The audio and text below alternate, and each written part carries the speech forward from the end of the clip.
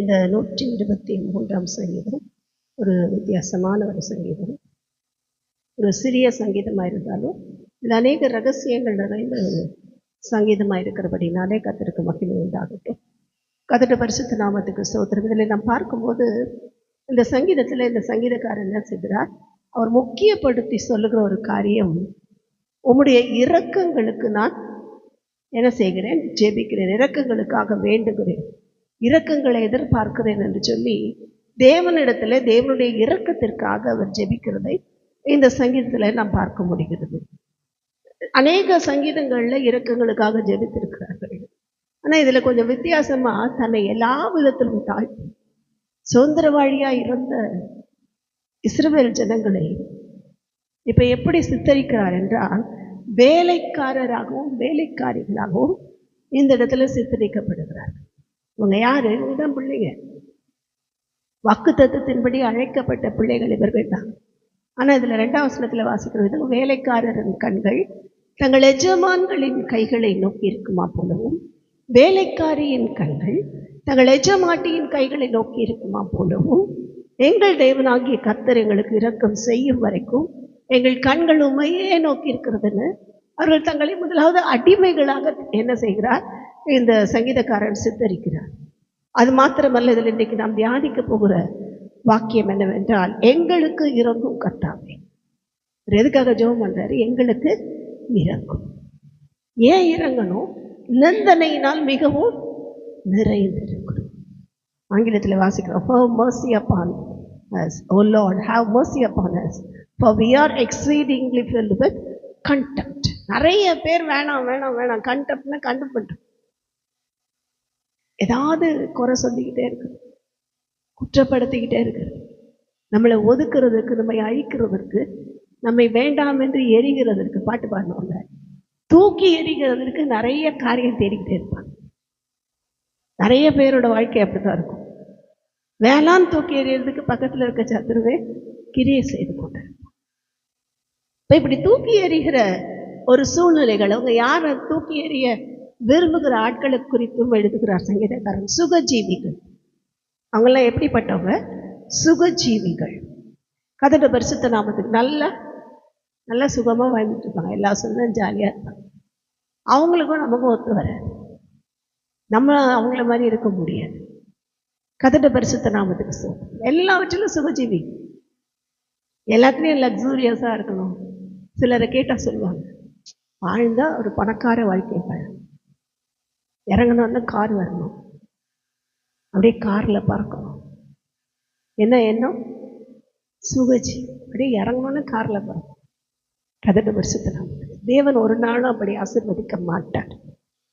ஏன்னா தேவன் கொடுக்குற ஆசீர்வாதம் எப்படி இருக்குமா, கர்த்தர் கொடுக்குற ஆசீர்வாதமே ஐஸ்வர்யத்தை தரும், அதனோட வேதனையை கூட்ட மாட்டார். இப்படி மேஜிக்கலாக தேவன் கொடுக்க மாட்டார். கொடுக்க முடியுமான முடியும், மேஜிக்கலாக கொடுக்க முடியும்னா முடியும். ஆனால் அப்படி செஞ்சால் நம்ம தேவனை மறந்துட்டு என்ன செய்வோம், எதை விரும்பணுமோ அது பின்னாடி போயிடும். திடீர்னு ஒரு கார் எங்கே நிற்க வைக்க முடியுமோ முடியும். அப்பமே இல்லாத இடத்துல அத்தனை பேருக்கு அப்பம் கொடுத்தாருன்னா, கர்த்தருடைய பரிசுத்த நாமத்துக்கு ஸ்தோத்திரம். வானத்தையும் பூமியையும் உண்டாக்கின கர்த்தர் அப்படின்னு எல்லாம் வந்து நிற்கும். ஆனால் அப்படி செய்து நம்மை சோம்பேறியாக்க தேவன் விரும்ப மாட்டார். என்னவாக்க விரும்ப மாட்டார்? சோம்பேறியாக்க விரும்ப மாட்டார். நிறைய கொடுத்தா சோம்பேறி ஆகிடும்.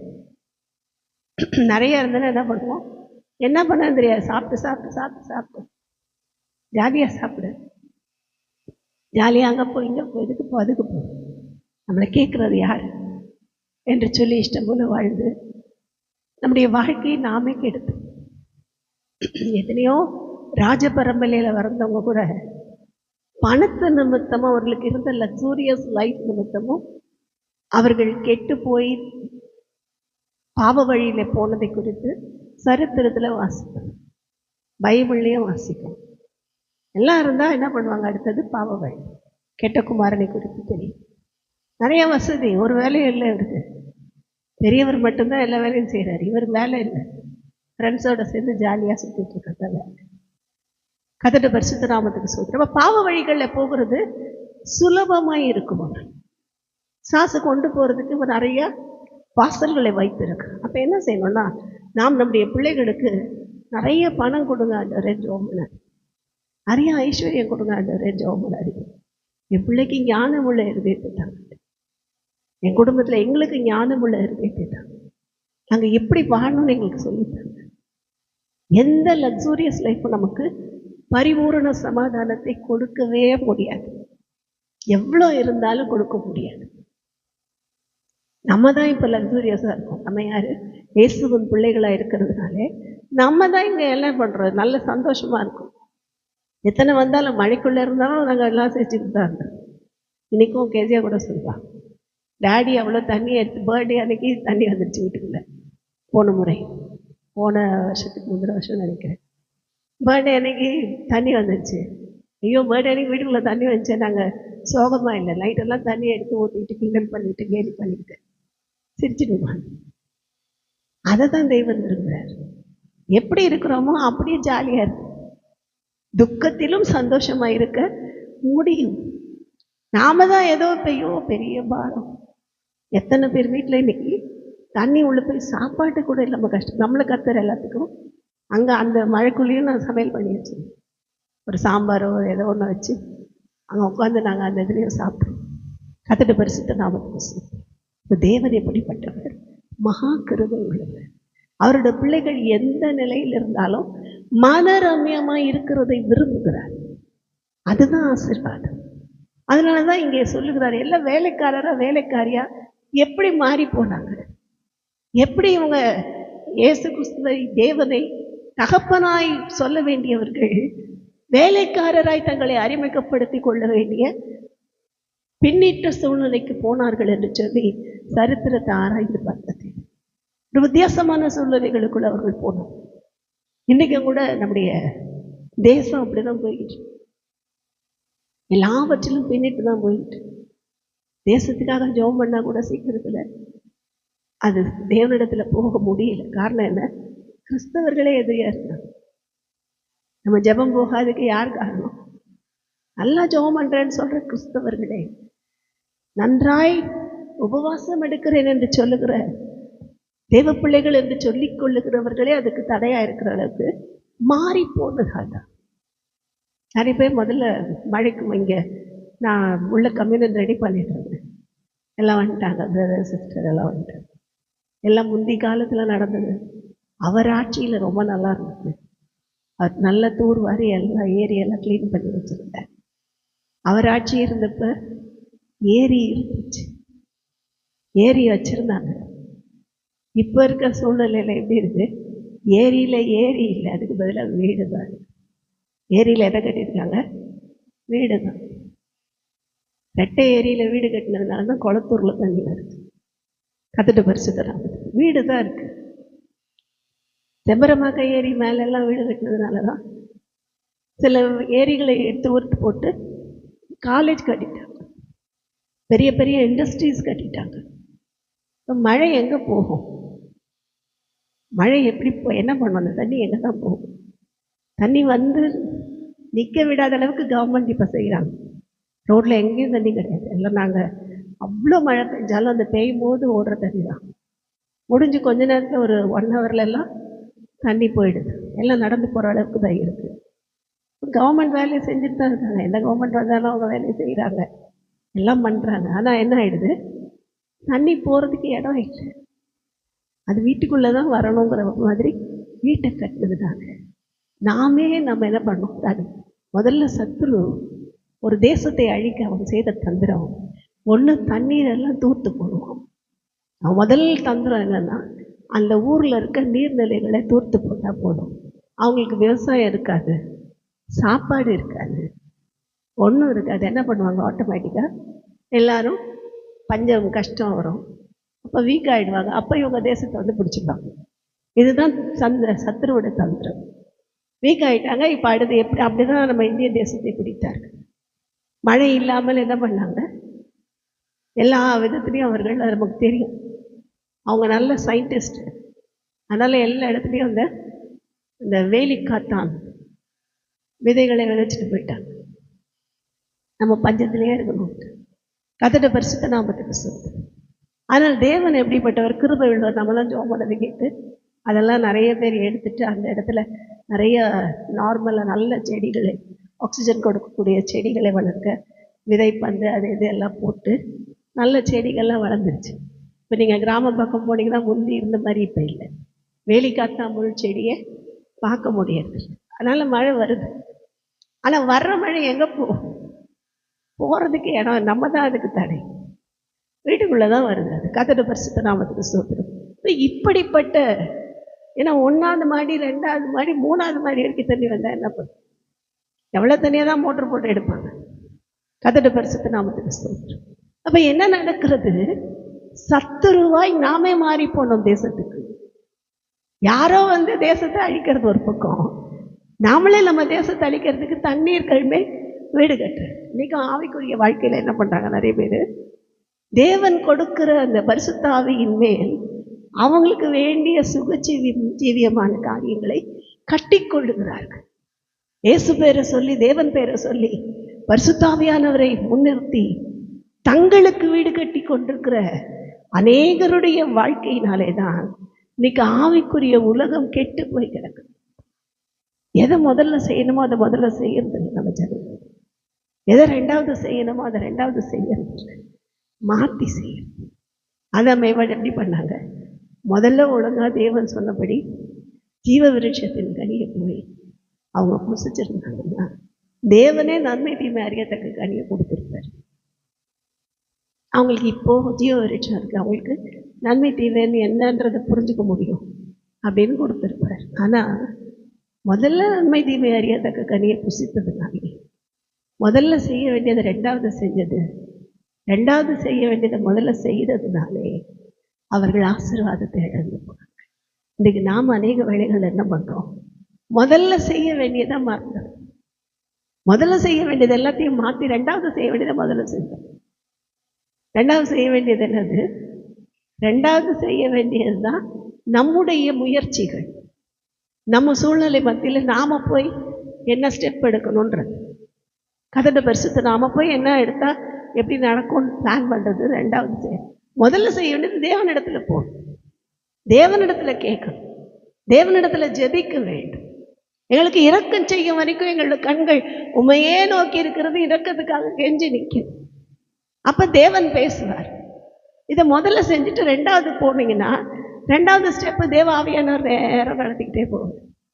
நமக்கு புரியாது, ஆனால் தேவன் நடத்துவார். ஆனால் மாற்றி செய்யறதுனால தான் பிரச்சனை.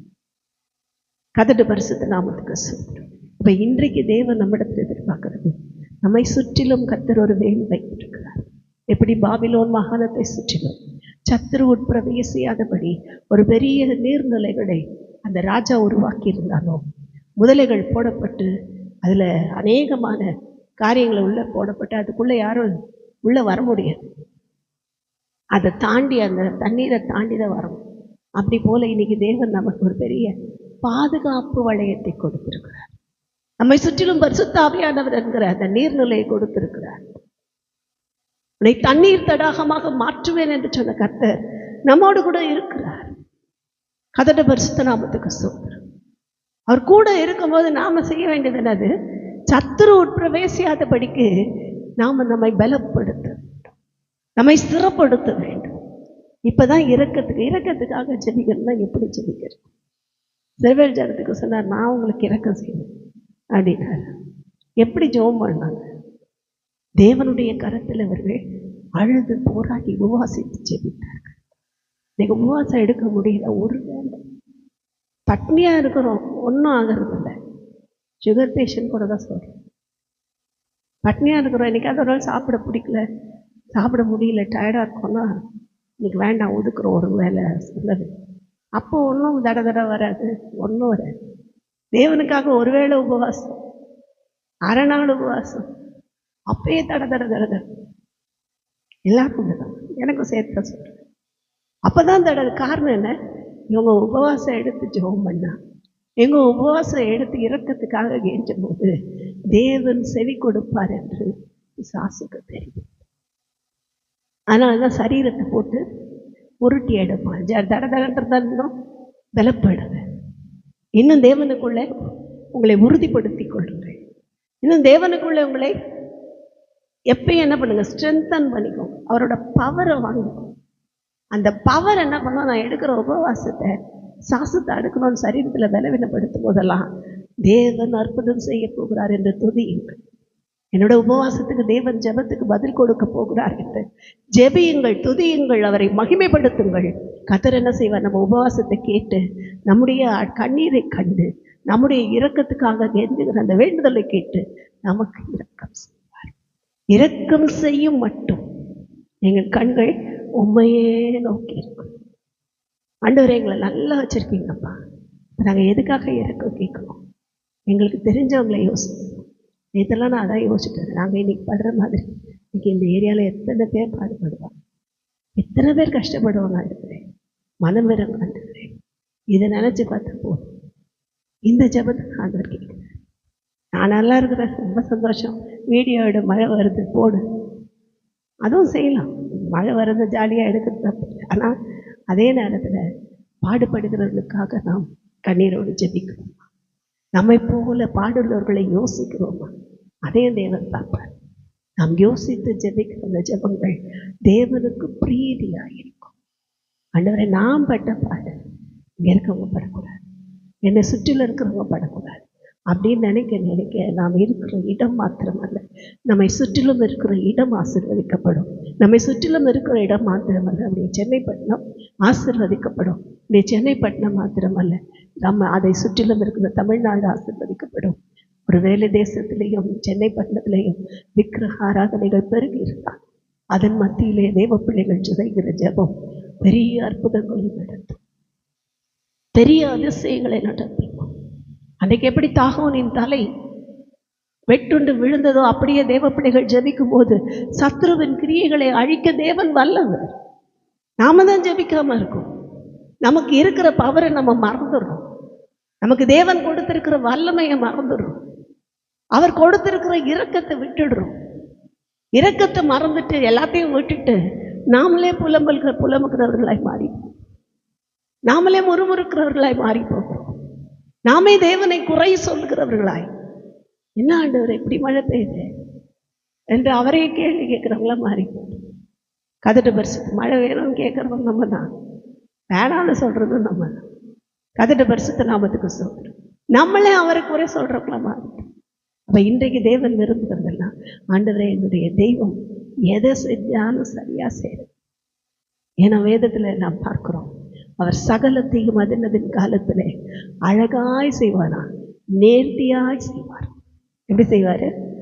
ரொம்ப அழகாக செய்வார், பர்ஃபெக்டாக செய்வார். நேர்த்தியானா அழகாக பர்ஃபெக்டாக செய்வார். நம்ம செஞ்சாலும் அரைக்குறையாக செய்வோம். நம்ம எதை செஞ்சாலும் அரைக்குறை தான்.